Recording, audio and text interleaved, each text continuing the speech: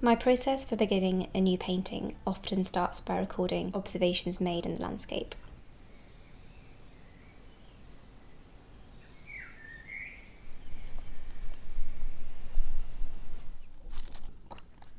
I'll sketch small studies with wax crayons and write notes about specific colours or forms.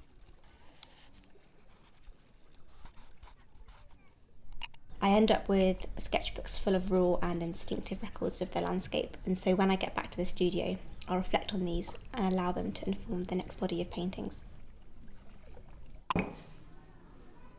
I almost see the studio as an extension of the landscape with its variety in colour and composition.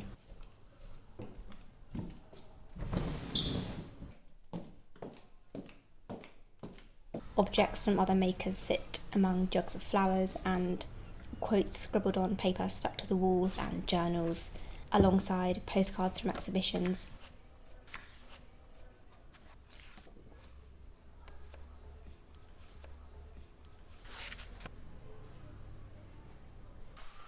I like to make sure I have a constant collection of previous paintings I've worked on or ideas for future paintings surrounding me whilst I work, as these will influence new paintings in various ways.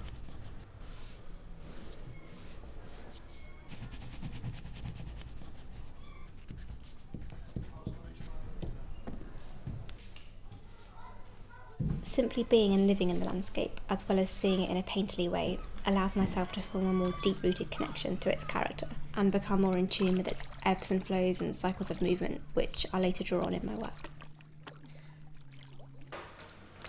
As a painter, my process is always evolving, and at the moment I'm feeling the confidence to follow my instincts about how a landscape can be interpreted using more minimal and refined forms.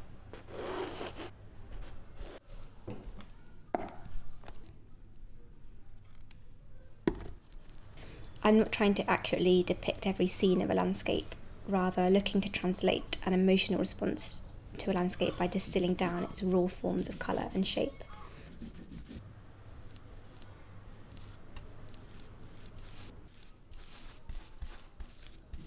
I focus on the relationship these elements like land, sea and sky have to one another and how they occupy the space they're in.